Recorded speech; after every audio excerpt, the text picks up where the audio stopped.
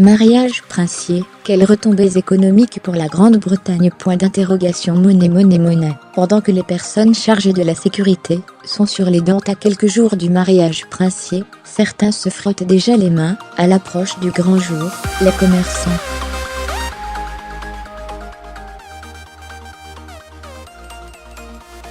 Ce serait presque un argument de vente pour rassurer les sujets de Sa Majesté en cette période d'austérité britannique.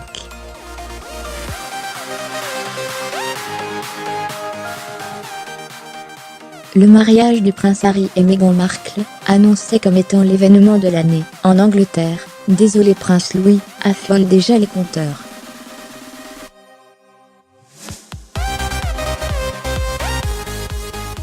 Des centaines de milliers de visiteurs pour l'occasion et des centaines de millions devant leur téléviseur pour suivre la cérémonie.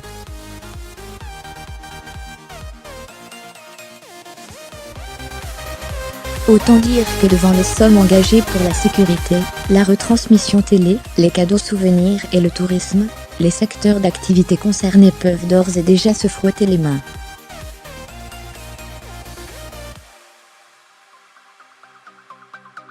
Selon une estimation du cabinet Brand Finance, le mariage pourrait rapporter au total plus d'1 milliard de livres, 1,14 milliard d'euros, à l'économie britannique en 2018, dont 300 millions de livres pour le secteur du tourisme.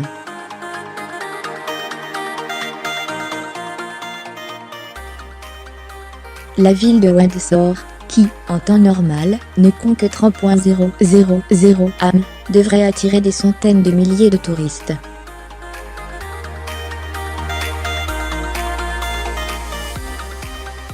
Voir aussi mariage du prince Harry et Meghan Markle. Le choix du château de Windsor ne doit rien au hasard d'un mariage royal, ça peut coûter cher à l'économie britannique. En 2011, le mariage de William et Catherine était a priori une très bonne nouvelle pour l'économie.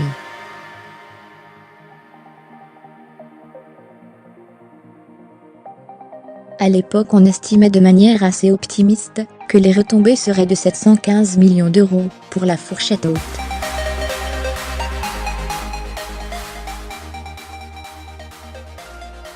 Sauf que quelques mois plus tard, patatras, l'économie britannique accusait un sérieux coup de frein.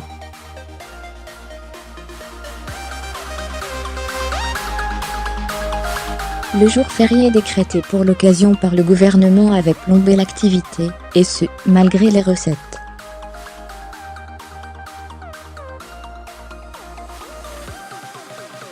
Selon une étude du Center for Economic and Business Research, publiée en 2012, un jour férié ferait perdre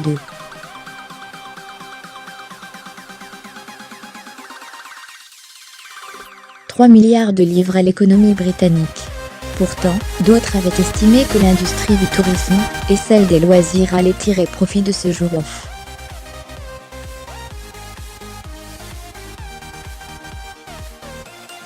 Les Britanniques eux-mêmes sont divisés sur l'opportunité de chômer en ce royal day. 38% y sont favorables et 48% opposés selon un sondage YouGov.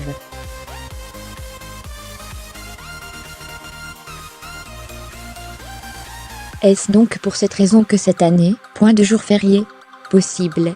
Theresa May a indiqué, en novembre dernier, que voir deux jeunes personnes amoureuses permettait en soi de remonter le moral des gens.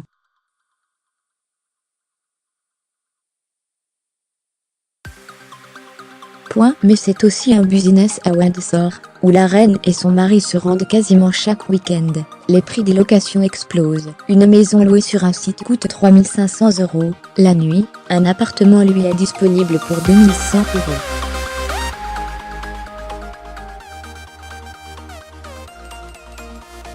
Côté restauration, ce sont 132 millions d'euros de revenus supplémentaires qui sont attendus pour le pays.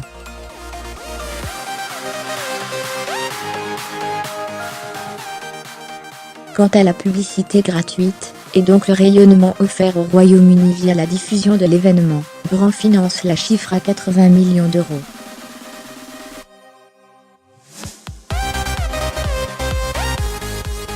Pas d'inquiétude à avoir non plus pour l'industrie des goodies. Menus, assiettes, services à thé, pâtisserie et bières brassées spécialement pour l'occasion.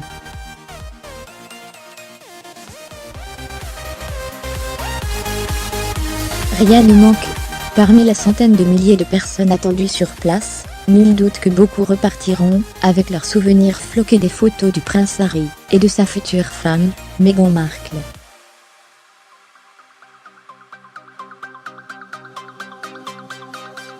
Même chose à Londres. Quant à nous, on s'est demandé combien pouvait coûter un mue officiel du couple. Plus de 20 €.